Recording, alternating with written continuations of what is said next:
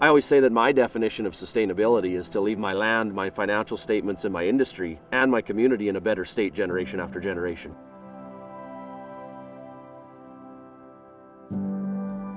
I think in today's world, collaboration is key in order to move fast and move smart. So the collaboration between private and academics and an actual farm. So the project we're doing here is really how can we use data and technology to make hitting these net zero emissions targets possible on farms at a mass scale.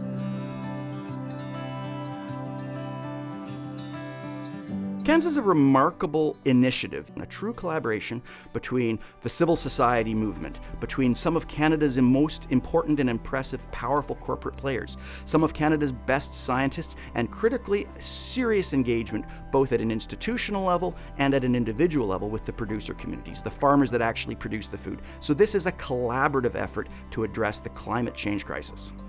Although we know carbon in the soil or organic matter in the soil is super important, it's actually very hard and very expensive to measure it. Traditionally, what we do, we bring back some of the soil samples and we analyze them chemically in the lab. But the issue of this standard or traditional method of soil carbon measurement, either through chemical laboratory method or through dry combustion method, is that it takes a lot of time. Equipment is very costly. So the challenges lies is the cost, labor intensive, and time consuming.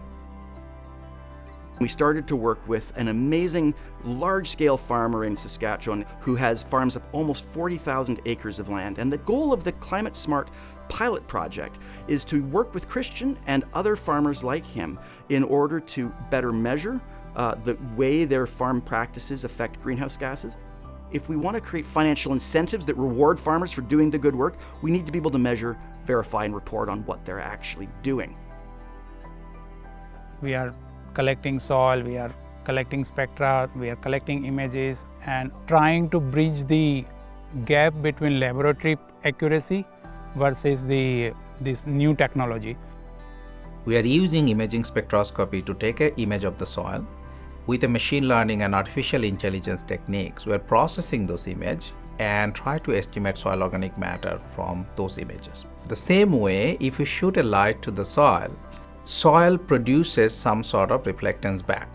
The spectroscopy is that we try to get that reflectance back from the soil, and based on how much of a reflection we are getting it back, it is associated to the different properties in the soil. Second technology we have is imaging. We have this imaging technology on hand to everybody. So why not we try to build something that we can utilize these imaging devices like your cell phone or smartphone to take a photograph, and that photograph looks at the soil. But soil contributes different color. If you have a more organic matter, often you get a blackish color soil, less organic matter, lighter color soil. Another technology we are trying to bring up here, which is the data collection technology in a large area. So this is where the remote sensing technology comes in.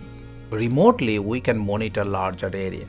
And if we do develop a relationship in one place, using the remote sensing technology, we can scale up this whole process. That means if we can develop that relationship one place, we can try to relate back to the other place at a particular time. But also we can trace back in time between the two time points how much of a change happened. If we don't get it simple, farmers will not do it. And so here's what, you guys coming from the university thought it was this hard, and here's where farmers need it to be. Here's where you thought it was going to be. This is where it is. We got to get it to here or people aren't going to do it, right?